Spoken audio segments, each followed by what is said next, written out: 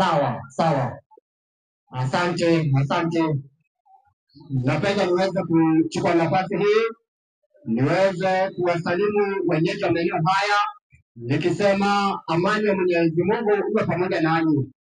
Nataka niseme kwamba baada ya kwamba tumeweza kumaliza kipindi cha kwanza, kipindi cha familia, tunaenda kuingia katika kipindi cha pili, kipindi ambayo ni mahojiano baina ya Waislamu na Wakristo. Na ninayesimama mbele yenu ni Evangelist David Moroidi. Nimesimama kwa lengo la kuweza kuzungumzia kwa nini tuwe na mahojiano baina ya makundi yote mawili. Jambo la kwanza ni kwamba ni njia mojawapo inaleta amani baina ya Waislamu na Wakristo, na inaondoa ile dhana ambayo imekuwa pengine na wenzetu wenu ama wenzetu ambao huenda kwa pande moja wanasema kwamba aidha Muislamu ni adui ama Mkristo ni adui. Assalamu alaikum wa rahmatullahi wa barakatuh. Na kwa ndugu zetu ambao sio Waislamu, amani ya Mwenyezi Mungu iwe pamoja nani. Ninayezungumza hapa mimi ni mwalimu na ni kiongozi, naitwa Jumaa Salim kutoka Kwale County, kiongozi wa dini kaunti nzima ya Kwale. Niliyeandamana naye ni mwalimu mwenza Muhammad Abdul Karim, yeye ni kiongozi vile vile, kiongozi wa dini ndani ya Mombasa County nzima. Kwa hiyo tuko hapa, lengo na shabaha, tulikuwa kwenye harakati zetu za mahubiri sehemu nyingine, tukapata mwito hapa kwamba kuna hili ambalo linaendelea, na tukasema hatuwezi kuacha, lazima tuende tuchunguze huko kina Moredi, ndugu zetu hawa wanasema nini. Na tunashukuru Mungu ametufikisha. Kile ambacho ningependa kusema, mikutano hii inafanyika duniani kote. Muislamu na Mkristo sote tumetoka kwa Adamu na sisi sote ni wa Kenya. Kwa hiyo sionekane kwamba Muislamu na Mkristo hawawezi kukaa mahali pamoja wakazungumza neno la Mungu. Mimi nikichafua sehemu yangu nimechafua Kenya. Wewe ukichafua sehemu yako umeichafua Kenya.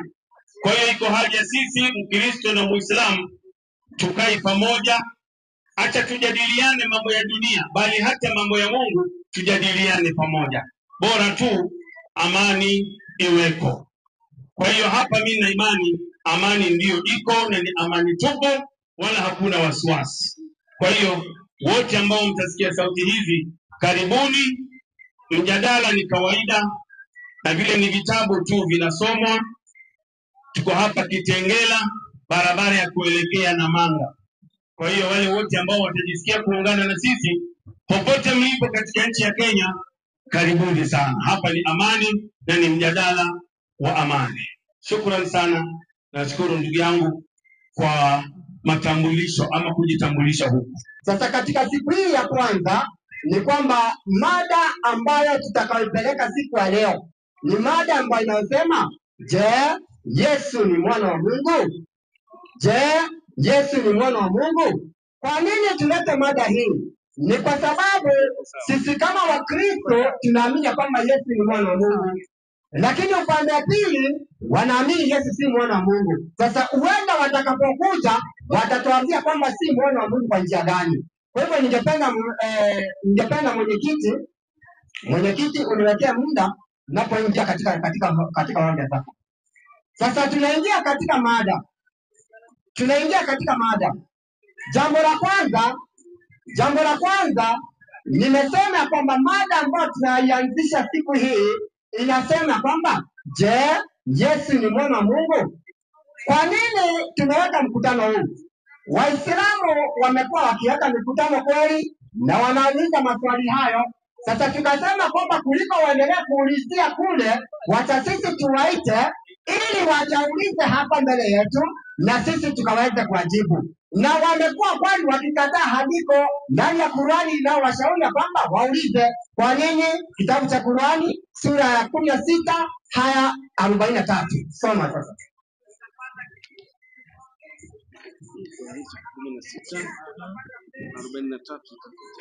Sura ya 16 aya 43 soma.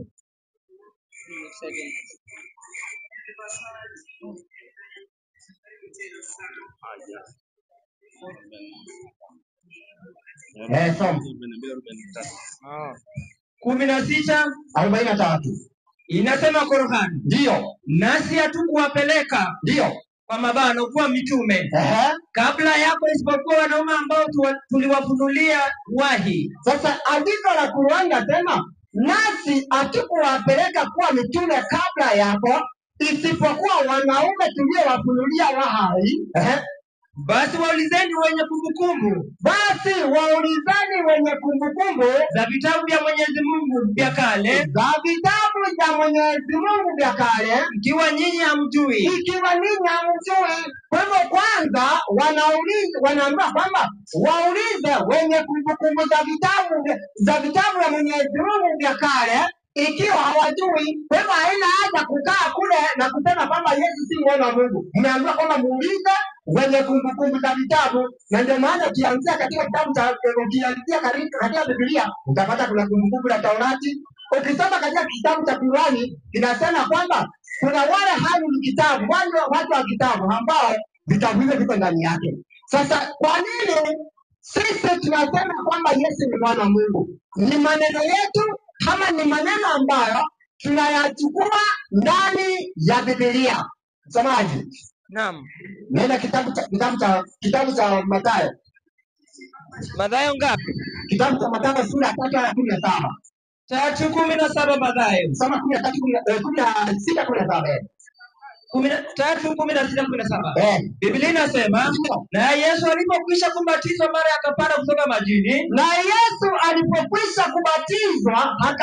kutoka majini. Na tazama, mbingu zikamfunukia.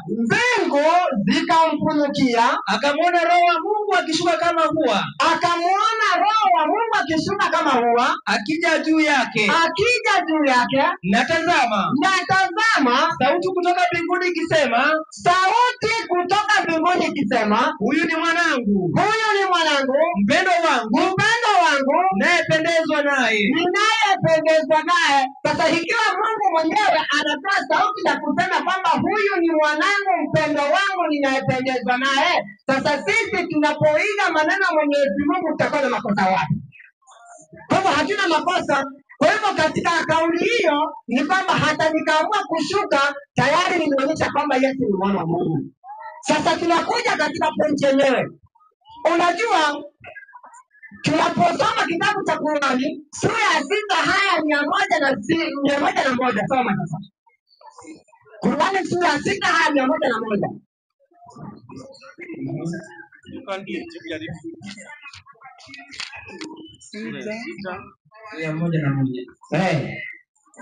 Inasemaje? Yeye ndiye Mungu wa mbingu na ardhi. Inamkinikaje awe na mwana? Ndio. Hali hana mke. Sasa nataka waangalie kama Waislamu kwa hivyo kumbe wanamkataa Yesu kuwa si mwana wa Mungu kwa sababu Mungu hajawahi kuwa na mke. Ndio maana haya anasema kwamba inamkinikaje, yeye ndiye Mwenyezi Mungu, inamkinikaje kuwa na mwana hali hana mke? Sasa pengine pointi ambayo tungeuliza, Mwenyezi Mungu hangelitaka kuwa na mwana. Swali je, ni hawe na mke kama hatafanyaje? Kitabu cha Qur'ani sura ya 39 haya ya 4. Soma.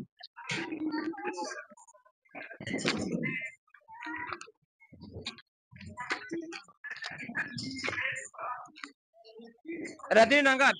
39 haya ya 4. Radini 9 haya 4. Aya ni ya 4. Nasoma kidogo tu mwalimu wangu.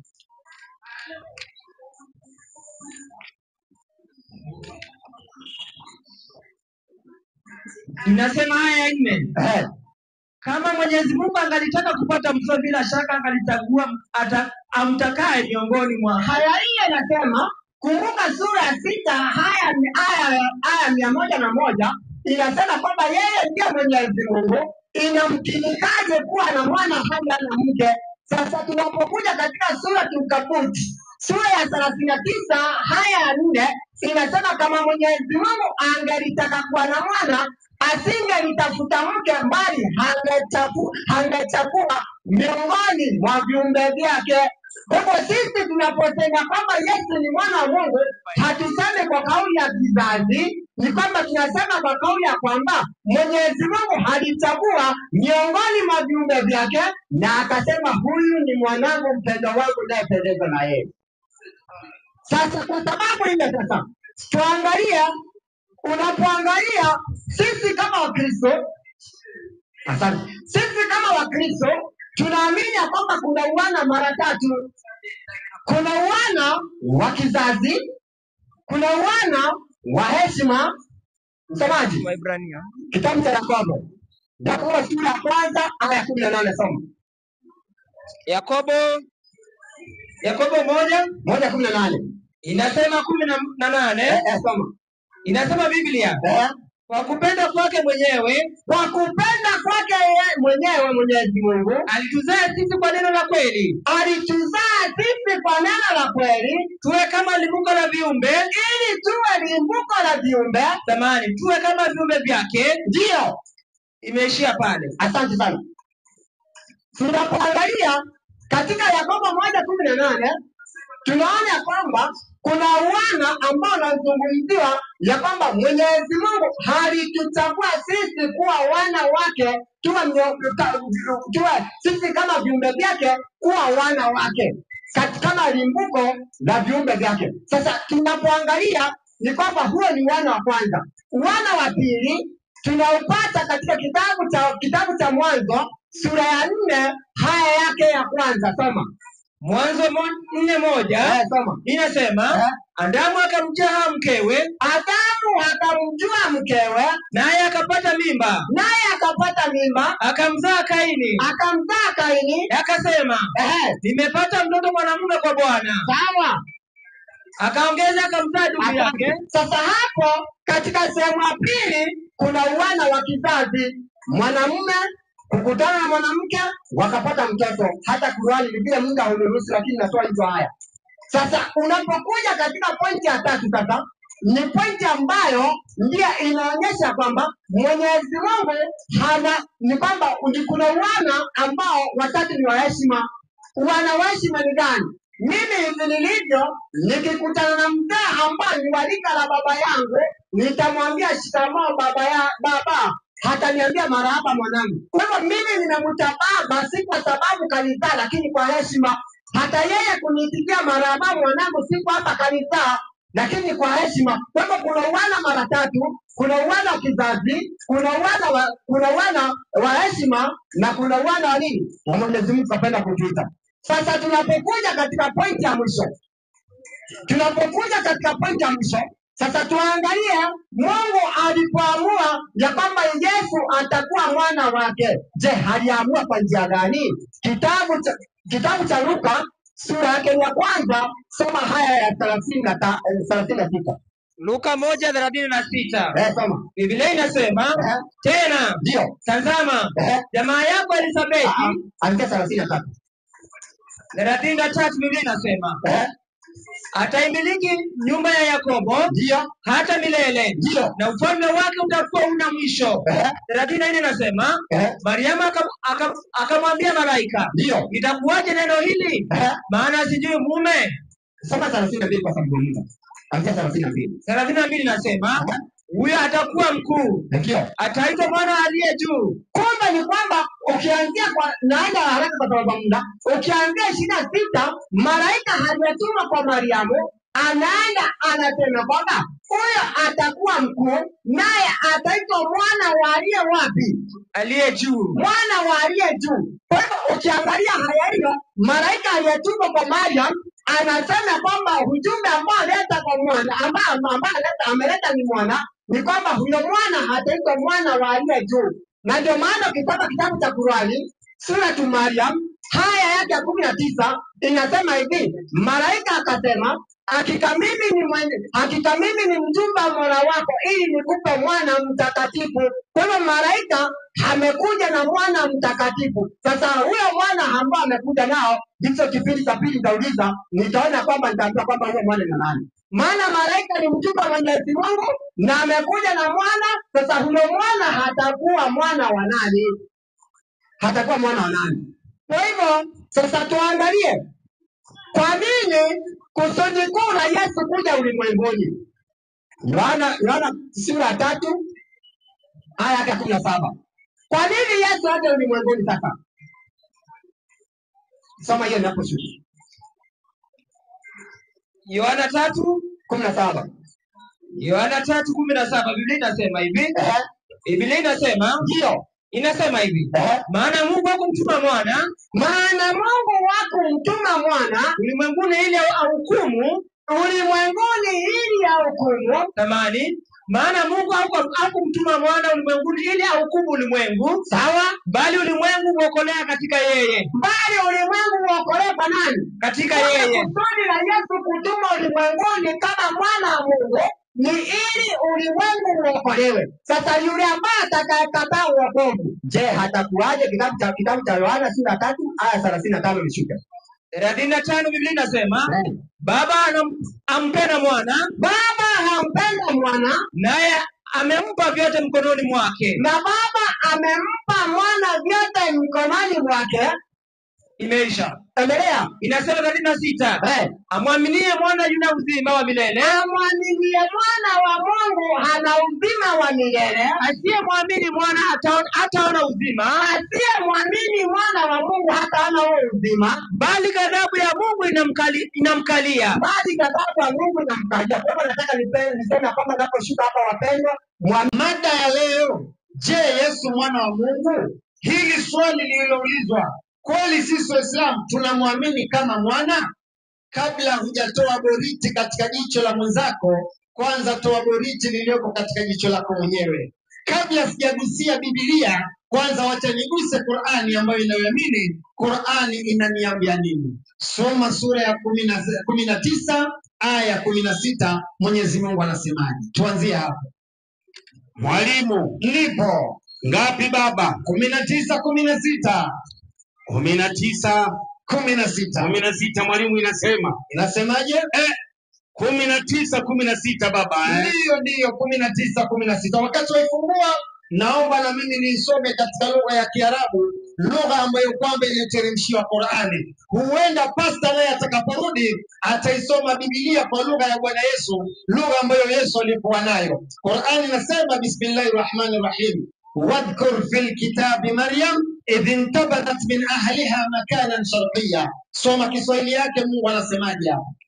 Inasema Bismillahirrahmanirrahim. Unaona, yani kabla msomaji hajaanza kusoma, kwanza anasema Bismillahirrahmanirrahim. Maana yake kwa jina la Mwenyezi Mungu. Kwanza anamtaja Mungu ndio asome. Leo pasta atakapopanda hapa, atakapomwambia msomaji asome aya ya Biblia, kweli ataanza kumtanguliza Mungu kabla hajasoma? Soma baba hiyo. Nisome?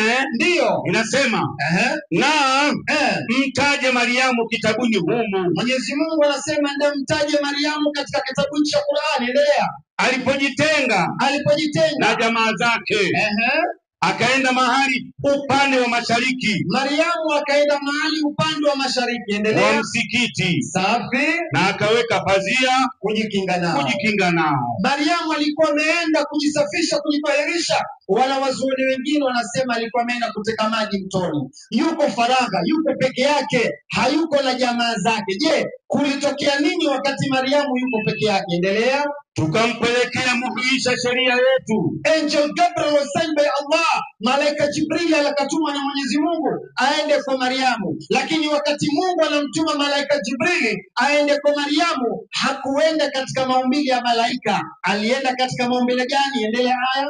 akajimithilisha kwake kwa sura ya binadamu aliye kamili. Tulia, unaona Mwenyezi Mungu akamtuma angel Gabriel aende kwa Mariamu ambashiria atazaa mtoto, lakini alienda katika maumbile ya mwanadamu aliyekamili. Mariamu alipoona hakujua ya kwamba ni malaika, aliona sura ya mtu aliyekamili. Alisemaje? Endelea. Mariamu akasemaje? Hakika mimi najikinga kwa Mwenyezi Mungu, ndio mwingi wa rehema, safi, aniepushe nawe. Mariamu akaona ni mtu anakuja mahali faragha, anakuja mahali kuna mwanamke, huenda ukafanya tendo ambalo Mungu haridhii. Akamtolea maneno makali pale pale. Malaika alipojua hilo, nini alichomwambia Mariamu? Endelea. Malaika akasemaje? Hakika mimi ni mjumbe wa Mola wako. Hakika mimi, usinione kwamba mimi ni mtu, no, mimi ni malaika, mimi ni mjumbe wa Mola wako. Endelea. Ili nikupe mwana mtakatifu. Ili nikupe mwana mtakatifu. Je, baada ya Mariamu kuambiwa maneno hayo na malaika, alisemaje? Endelea. Inasema mwalimu, inasemaje? Akasema Mariamu akamwambia malaika, akamwambia nini? Ninawezaje kupata mtoto? Ingelikuwa malaika amebeba mtoto kutoka mbinguni kama kwenye paper bag hivi akamletea Mariamu, ili nikupe mwana mtakatifu, pale pale Mariamu angesema haya, asante, nishamchukua. Lakini Mariamu anasema ninawezaje kupata mtoto? Inaonekana kitendo cha malaika kumpa mtoto hakipo, bali ni maneno anatoa, akasema, na ndivyo uumbaji wake Mungu anasema kuwa, inakuwa. Endelea. Mariamu akasemaje kumwambia malaika? Mariamu akasema ninawezaje kupata mtoto? Hali hajanigusa mwanamume yeyote kwa njia ya halali. Endelea. Wala mimi si mwanamke mwenye kuzini. Je, baada ya kumwambia maneno hayo malaika akasemaje? Malaika akasema, sasa sikilizeni, hapo ndio kwenye point hapa. Malaika akasemaje? Ni kama hivyo unavyosema Mariamu, kwamba wewe hujaolewa wala hujazini. Endelea. Lakini Mola wako amesema. Mwenyezi Mungu amesema, yani Yesu anaungwa kwa tamko. Mwenyezi Mungu amesema. Amesemaje? Endelea. Amesema haya ni sahali kwangu. Haya ni rahisi kwangu. Sahali maana yake ni rahisi, ni jambo lepesi kwa Mungu. Endelea. Na ili tumfanye muujiza kwa wanadamu. Rudia. Na ili tumfanye muujiza kwa wanadamu. Rudia. Na ili tumfanye muujiza kwa wanadamu. Tulia. Hapa ndio kwenye pointi. Leo kila Mkristo kimuuliza, je, Yesu kazaliwa kimiujiza? Atakwambia ni kweli, Yesu kazaliwa kimiujiza. Ina maana miujiza bimaana yuko na mama, hana baba. Lakini cha ajabu, kwa mlango wa nyuma anakwambia baba yake ni Mungu, mama yake ni Mariamu. Sasa inakuwaje awe na baba na ilhali ni miujiza? Muislamu yeyote kimuuliza, je, Yesu kazaliwa kimiujiza? Atakwambia ni kweli, Yesu kazaliwa kimiujiza. Mungu alisema kuwa Yesu akawa Yesu, anaye mama lakini hana baba. Leo inakuwa kuwaje kwa Mkristo anakubali kwa mlango wa nyuma ya kwamba Yesu kweli kazaliwa kimiujiza, kisha bado na kwamba baba yake ni Mungu? Kama mnaleta hoja hizo, ndugu zangu wapenzi, naomba posta atakayerudi hapa anisaidie mimi. Kuna maombi Yesu alitufundisha akisema, ukisoma 6:9 Mathayo anasema, basi nyinyi salini hivi: Baba yetu uliye mbinguni, jina lako litukuzwe. Kama Yesu ametufundisha baba yetu yuko mbinguni, pasta aje anisaidie. Baba yake yeye, baba yake Yesu na babangu mimi yuko mbinguni. Yeye akimuona Yesu atamuitaje? Yesu akimuona yeye atamuitaje? Na Yesu akiniona mimi atanitaje kama baba yetu yuko mbinguni? Na ndio maana katika Uislamu kuna kauli yenye kusema al-muslim akhul muslim, Muislamu ni ndugu ya Muislamu mwenziwe. Kwa nini tunakuwa ndugu? Tunakuwa ndugu kwa sababu ya imani. Nini tunachokisema? Tunasema ya kwamba imani ya Kiislamu, imani yetu sisi Waislamu hatukubali ya kwamba Mungu yuko na mtoto, bali tunasema Mungu yuko na viumbe. Yesu ni nani kwetu sisi Waislamu? Je, kwa kuwa tumesema si mwana wa Mungu, sisi tunamwamini Yesu kama nani? Hebu sikiliza Qur'ani kwanza, alafu niingie kwenye Biblia. Sura ya 19 hapo tulipokuwa tunasoma, nenda aya ya 30. Mwenyezi Mungu anasema. Inasema, Bismillahirrahmanirrahim. Ndio. Yule mtoto akasema. Sasa Yesu hapo tayari ameshazaliwa. Yule mtoto nani huyo? Yesu. Yule mtoto akasemaje? Hakika mimi inni Abdullah, mja wa Mwenyezi Mungu. Yesu akiwa bado mtoto mchanga. Angalia Qur'ani inavyomsafisha Bwana Yesu. Qur'ani inaonyesha miujiza ya kwanza Yesu kufanya, aliongea akiwa bado ni mtoto mchanga, sio mtoto mdogo, mtoto mchanga. Yani ni mdogo zaidi hapo.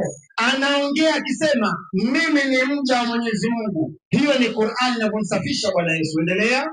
Amenipa kitabu. Tena anasema Yesu, Mungu kanipa kitabu, yani Injili. Endelea. Na amenifanya nabii. Sisi ndio maana tunaamini Yesu ni nabii wa Mungu. Yesu ni nabii wa Mungu, sio mtoto wa Mungu. Swali linakuja. Bado 10. Ubarikiwe sana. Nyingi ziko watoa katika Ukristo paleta katika Uislamu. Nyingi sana hizo. Swali linakuja. Ikiwa mimi nahubiri Yesu bado si mwana wa Mungu, inakuwa kuwaje ndani ya kitabu cha Biblia kuna andiko kama hili? 3:16 Yohana. Naomba unisomee. Kwa maana jinsi hii.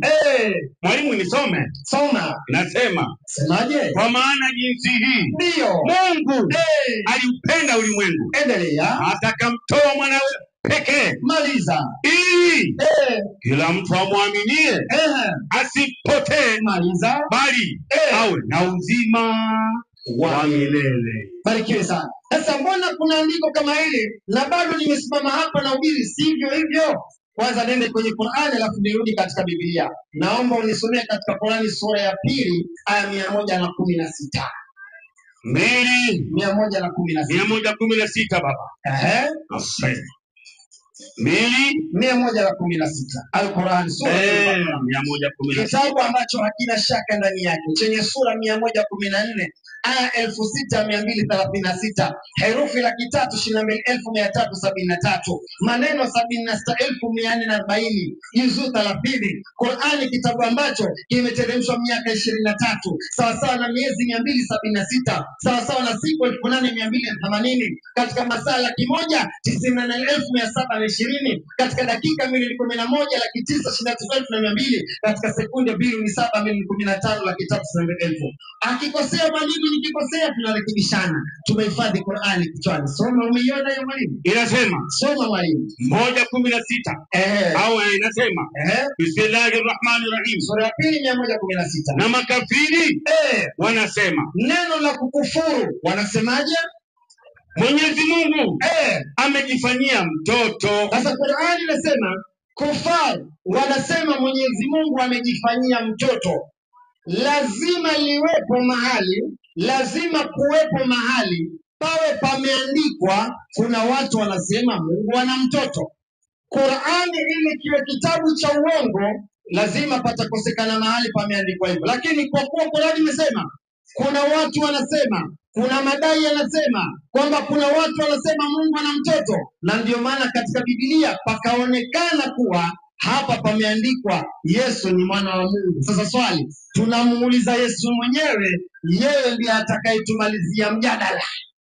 Kama pameandikwa, wewe Yesu unasemaje na maneno haya? Kwa sababu waandishi nao haki zetu zizipozidi haki za waandishi na Mafarisayo, hatutaweza kuurithi ufalme wa Mungu. Lazima haki yangu mimi na wewe iwazidi walioandika. Yesu unatuambia nini? Wewe ni nani? Nisomee kitabu cha Yohana 17:3 kwanza ili tuweze kupata uzima wa milele. 17:3 Yohana.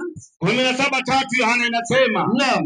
Na uzima wa milele ndio huu. Sikilizeni wapenzi, watu wa Kitengela, msipate shida. Biblia hatujaandika sisi tulioko hapa. Biblia iko tayari hapo na kila kitu kimeandikwa. Inasema ili upate uzima wa milele. Uzima wa milele ni upi? Endelea. wakujue wewe, wakujue wewe Mungu wa pekee, wakujue wewe Mungu wa pekee wa kweli. Jamani, hivi ukisikia pekee kuna mwingine? La, ngai ni wasiama. Mungu ni mmoja peke yake na tena wa maajabu. Wakujue wewe Mungu wa pekee wa kweli. Endelea. Na Yesu Kristo uliyemtuma. Unaona, Yesu Kristo uliyemtuma. Kwa hivyo msimamo wetu sisi Waislamu kumwamini Yesu, tunamwamini Yesu kama mtume wa Mungu. Huo ndio msimamo wetu, aliyetumwa. Basi kwa hivyo tunamwamini Yesu kweli na tunatafuta uzima milele, lakini msimamo wetu ni pale pale kwamba huyu Yesu huyu si mwana wa Mungu bali ni mtume wa Mungu, huyu ni nabii wa Mungu. Tuulize mjadala huu, je, utakuwa ni kweli huu mjadala kwamba Yesu ni nabii wa Mungu? Kitabu cha Luka 4:43-44. Wataelewa. Luka 4:43-44. Luka 4:43-44. Usikibakia kama dakika mbili pia uniambie tafadhali. Bado mbili. Baada ya kamili malize. Dakika mbili. 43 inasema malize rafiki yangu. Haya. Luka ngapi baba? Luka 4:43. Inasema akawaambia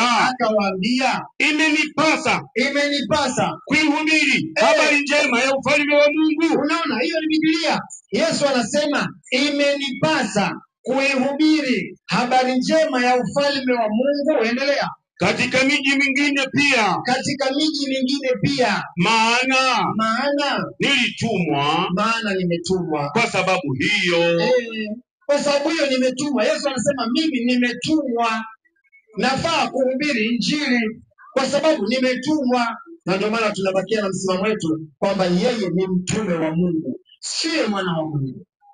Nimeacha mashimo hapa, nitaomba mwalimu mwenza basi atakapokuja hapa aweze kunisaidia. Kwa nini inakuwa hivi? Mbona katika Biblia ukisoma kitabu cha Kutoka, Efraimu kule ameitwa mzaliwa wa kwanza.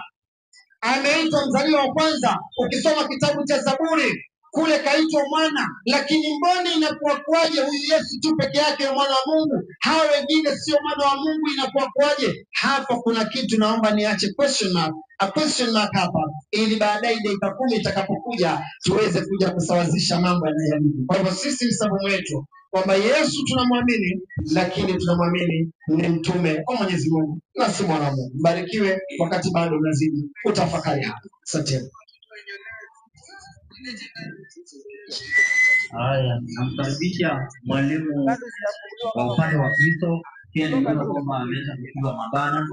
Asante, nataka niweze kushukuru kwa sababu mwalimu wa upande wa pili amekuja, ameweza kufundisha kwa kauli yao ya kwamba vile ambavyo Yesu si mwana wa Mungu, na ameanzia kwa kusema kwamba wao wanamjua Yesu zaidi ya vile sisi tunavyomjua. Lakini kama wangelikuwa wanamjua Yesu zaidi ya tunavyomjua, wangeambiwa watuulize sisi, Ndio maana nilianza katika kitabu cha Qur'ani, ulisoma kitabu cha Qur'ani sura ya 16:43 inasema kwamba nasi hatukuwapeleka kuwa mitume kabla yako, isipokuwa wanaume tuliowafunulia wahai. Basi waulizeni wenye kumbukumbu za vitabu vya kale vya Mwenyezi Mungu ikiwa hamjui. Kwa hivyo kumbe wanaambiwa watuulize, kwa sababu hawafanyi nini? Hawajui. Sasa kama hawajui wana wa Mungu, watasemaje wanamjua? Sasa sababu ambayo inawafanya wasimjue Yesu kuwa ni mwana wa Mungu ni gani? Msemaji? Hicho. Nenda ukurasa wa 7. Kwa nini Waislamu hawamjui Yesu kuwa ni mwana wa Mungu? Nini ambayo inawafanya wasimjue? Sasa sikiliza. Ukurasa 7 Hapo nimeweka alama tu. Soma. Sikiliza, kwa nini Waislamu hawamjui Yesu kuwa ni mwana wa Mungu? Soma. Kuanzia kifungu cha pili. Baadhi ya wakati unanijia kama jumla ya ukurasa wa 17. Ukurasa 7. Hiyo nasema ni ngapi? 7. Angalia kwa juu ukurasa tafadhali, kwa sababu mimi nimeweka alama tu, sio nimeweka mahirudi nyuma. Ukurasa 17. Ukurasa 7. 17 ama 7? Hii ndio 5. Kurasa ndio hii. 17. Ukurasa wa 7. Nenda 17 mwalimu ama 17 ama 7? Nimemwambia 7.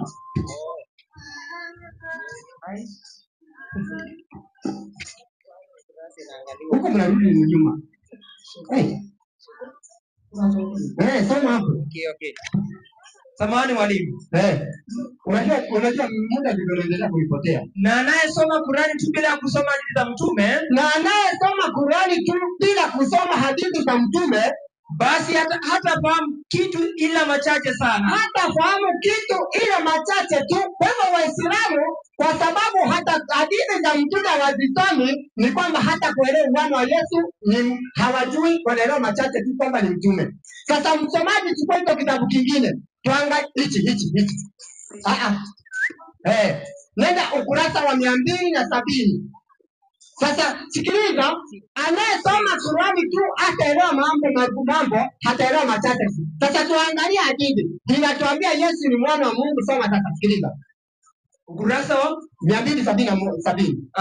Nasoma. Inasema, nakuulizeni je, 71. Inasema, mimi sisemi kama alivyosema Yakobo. Lau kama Masihi Bwana wa Mariamu ndiye. Kuna mahali ambapo inasema kwamba Yesu Kristo ni kalimatullah. Inasema hivi, lakini mimi nasema ni neno. Lakini mimi mwalimu aliyekutaka amekubali kwamba Yesu ni kalimatullah, yani ni neno la Mungu. Sasa huyu mwandishi anasema kwamba lakini mimi nakubali Yesu ni neno. Yeye ni neno la Mwenyezi Mungu. Yesu ni neno la Mwenyezi Mungu kama mwalimu wa Kiislamu alivyosema. Endelea. Naye Isa ni mtoto wake Mungu. Naye Yesu ni mtoto wa nani? Wake Mungu. Hicho kitabu cha Wakristo Waislamu. Naam, ni cha Waislamu hiki. Sasa kwa sababu sasa Yesu ni mwana wa Mungu, je, wanaambiwa wamuiteje Mariza? Kwa hiyo mwiteni mwana wa Mungu. Kwa hivyo hata Waislamu wanamwambia wamuite Yesu mwana wa nani? Mwana wa Mungu. Leo kutoka hapa kuanzia leo mwalimu, kutoka hapa muite Yesu mwana wa Mungu. Usiendelee kukataa. Kwa hivyo unaambia Yesu ni mwana wa Mungu na umuite ni mwana wa Mungu. Chukua hiyo Qur'ani. Hii hapa. Hiyo. Ukurasa wa 102. Soma.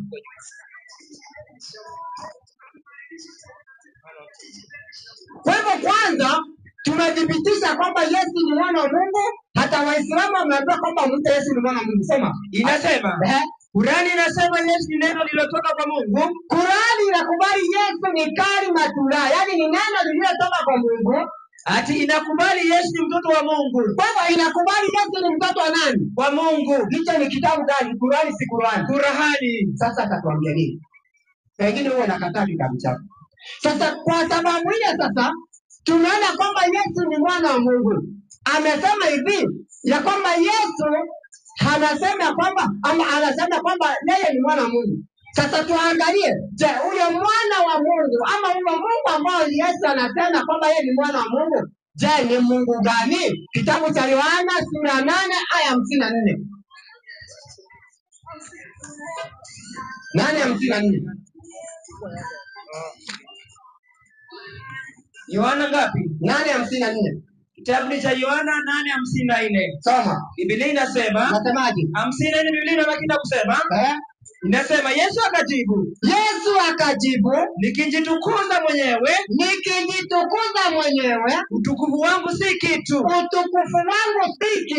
Anitukuzaye ni Baba yangu,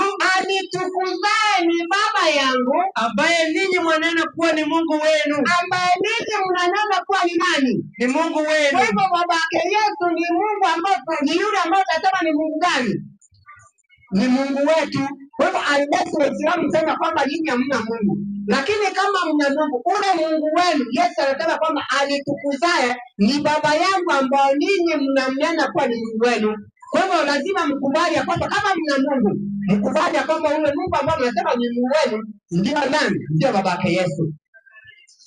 Ndio babake Yesu. Sasa tunakuja katika pointi ya pili ya kwamba malaika, na nataka niweke swali hapa. Amesema hivi, wao kwa mujibu wa Qur'ani sura ya 2, usisome sura ya 2 haya 116 inasema kwamba makafiri husema Mwenyezi Mungu amejifanyia mtoto. Sasa akasema kwamba kwa hivyo Mungu hawezi kuwa na mwana kwa sababu hana mke. Sasa swali naliweka hapa, msomaji. Naam. Swali naliweka hapa. Kitabu cha Yohana sura 8. Yohana 8:44. Inasema hivi, kitabu cha Yohana 8:44. Soma. Ninyi ni wa baba yenu Ibilisi. Sasa sikiliza, hapa Yesu anasema ninyi ni wa baba yenu Ibilisi, na tamaa za baba yenu ndizo mpendazo kuzitenda. Sasa hapa Ibilisi naye hana mwana. Sasa mwalimu, utakapokuja hapa hunipatia andiko mke wa Ibilisi anaitwa nani ili awe na mwana. Maana amesema kwamba ili Mungu asiwe na mwana basi hana mke. Sasa hapa tumeona kwamba Yesu naye tumeona kwamba shetani naye ana mwana, hata si mwana, hana mwana. Utakapokuja hapa tuambie mke wa Ibilisi anaitwaje. Ukitupatia hilo tutakuwa tumeelewa. Sasa tunakuja pointi ya pili. Ukiona mtu ambaye anamkataa Yesu ni kwamba anakataa wokovu. Kwa sababu gani? Yohana wa kwanza sura yake ya pili anzia aya ya kwanza na ya pili. Soma. Yohana wa kwanza sura ya pili aya ya kwanza na ya pili. Inasema hivi. Inasemaje? Inasema watoto wangu wadogo nawaandikia haya ili kwamba msitende dhambi. Na kama mtu akitenda dhambi, tunaye mwombezi kwa Baba, Yesu Kristo mwenye haki. Inasema mstari wa pili, naye ndiye kipatanisho kwa dhambi zetu. Naye kumbe huyu mwana wa Mungu ndio kipatanisho kwa dhambi zetu, wala si kwa dhambi zetu tu, na si kwa dhambi za Wakristo tu, bali na kwa dhambi za ulimwengu wote. Kwa hivyo Yesu ndio kipatanisho cha dhambi za ulimwengu mzima. Kwa hivyo kusudi la Yesu kuacha mbingu ni kwa sababu haje kama mwana wa Mungu aweze kufikia ulimwengu mzima na kuweza kuokoa. Ndio maana sasa kitabu cha Yohana sura 3 aya 35. Soma sasa. 3:35 Yohana. Biblia inasema, Baba ampenda mwana, naye amempa vyote mikononi mwake. 36 inasema, amwaminie mwana yuna uzima wa milele. Asiyemwamini mwana hataona uzima, bali ghadhabu ya Mungu inamkalia. Sasa sikiliza, kumbe kusudi kula Yesu kuja kama mwana wa Mungu ni ili hakomboe ulimwengu, na hapa tunaambiwa kwamba hamwaminie mwana hana uzima. Sasa swali, je, nyinyi mtapata uzima kwa nani mwingine? Maana uzima ni kwa mwana. Bismillahirrahmanirrahim. Kwanza kabisa wacha nimsalimie pastor aliyetoka hapa. Hebu nisomee Methali 18:17. Mwalimu, inasemaje? Ajiteteaye kwanza. Biblia inasema ajiteteaye kwanza. Kama huyu huonekana kuwa na haki. Watu walipomsikiliza wakasema ni jamaa akasema kweli, endelea. Lakini ndugu yake ambaye mimi nilikuwa nimeketi pale namsikiliza tu, huja akumchunguza. Nimekuja nimemchunguza. Wakati namchunguza, kitu cha kwanza nimempata mtupu. Kwa nini? Amekuja akasema naomba nisome hicho kitabu. Hapa tuna rekodi. Ukisema nisome hicho kitabu unatakiwa utaje kitabu gani, kwa sababu kuna watu wako nje pia wanafuatilizia. Kama ni Qur'ani sema ni Qur'ani, kama ni hadithi taja kitabu chenyewe kinaitwaje. Sasa naomba yule msomaji sio akakimbia pale, hebu arudi pale aonyeshe pale aliposoma pale hicho hadithi, kwa sababu hadithi zote mimi nimehifadhi hapa. Nionyeshe kile kilichosoma, je ni sahihi au si sahihi, hivyo tu basi. Sasa kifungue pale mahali kimesoma. Yaani mwalimu, mimi najua hapa tunaongozwa na Biblia na Qur'an. Na hata hiyo iko sawa. Nataka ifungue tu alafu nipe hapa nisome vizuri kabisa. Uone ni Kiswahili. Yaani kuna mahali ukikosea Kiswahili tu basi unafeli. Kwa mfano, wacha nitoe mfano. Alipokuja hapa pasta mara ya kwanza alisoma Qur'ani 39:4. Hebu naomba isome Qur'ani 39:4 alafu rudi katika kile kitabu. Swadikul amin. Hicho kinaitwa swadikul amin, mkweli na mwaminifu. Nenda Qurani 39:4 ni andiko lililotoa mara ya kwanza, kisha kuna Kiswahili kidogo tu akajaribu kupinda ulimi watu wasifahamu, lakini mimi niko hapa alhamdulillah, tutamfahamisha. 39:4 inasema Bismillahirrahmanirrahim. ndio Kama Mwenyezi Mungu, sikiliza, hichi ni Kiswahili. Kama Mwenyezi Mungu angalitaka kuna neno angelitaka kupata mtoto, angelitaka kupata mtoto, bila shaka angalichagua amtakaye miongoni mwa aliowaumba. Sasa pasta alipokuja hapo akasema, si unaona Mungu amemchagua Yesu bwana, yeye ndio mwana wa Mungu, yeye ndio amemchagua. Ili neno hapa aliungana na Yesu hapa. Mungu anasema katika Qur'an, Mwenyezi Mungu angelitaka, ina maana hajafanyaje? Hajataka. Wewe wapi? Yaani tuje hapa tukufundishe Qur'an, tuje hapa tukufundishe Biblia, tuje hapa pia tukufundishe Kiswahili jamani? Sasa hii ni too much bana. Haya, turudi katika kitabu alichosoma hapa. Hayo maneno yako wapi? Amekiacha kile, ameshika chingine. Inna lillahi wa inna ilaihi rajiun. Tusiende sana kwa madamu niko hapa, nitakuja nikipitia vizuri hapa. Anataka mimi mwenyewe nikisome. Leta. Ngende mwalimu hapa. Mimi ndo nafundisha. Na nafanya hivi kwa sababu na rekodi hapa. Na mimi mawaidha yangu mengi yako kwenye mtandao alhamdulillah. Kwa sababu pia nafanya na TV ya Kiislamu hapa Kenya. Hapa Kenya kuna TV ya Kiislamu nafanya nayo. Kila Jumapili kama leo wana kipindi, lakini kwa kuwa siko naachia mtu alishike kipindi changu. Haya, ni haya maneno umeweka kwenye alama, si ndio? Haya, sasa nasoma haya maneno yako kwenye alama. Haya maneno ni ufafanuzi wa hadithi. Kama nitakuwa nimekosea, akija hapa ataniambia. Kwa hivyo sio hadithi. Narudia tena, sio hadithi ya Mtume Muhammad, ni ufafanuzi wa hadithi. Nasema hivi, na anayesoma Qur'ani tu bila ya kusoma hadithi za Mtume Muhammad sallallahu alaihi wasallam, basi hatafahamu kitu. Hiyo ni kweli, ila wachache sana. Lakini hadithi za Mtume Muhammad sallallahu alaihi wasallam zinabainisha wazi na kufahamika Qur'ani kwa uzuri, na hapana aya ya Qur'ani ila ina hadithi ya Mtume Muhammad. Hiyo ni sawa, imefasiri hiyo aya ila watu waifahamu uzuri maana yake. Sasa sio maneno haya, kuna maneno yasoma wewe inasema sijui yasafiri mtoto wa Mungu. Hii hapa ni hapo kisha hii hapa, hii haina shida. Mimi kazi yangu ni kufanya operation kwa sababu muhadhara huu uko hewani. Ni maneno kwenye ametia alama hapo, ameweka alama. Nafikiri kwa watu walio karibu mtaona kama alama fulani. Na haya maneno ili swadikul amin, mkweli na mwaminifu, hizo ya 3 na ya 4 sawa kabisa. Haya maneno pia sio hadithi. Na bado 5. Ubarikiwe sana.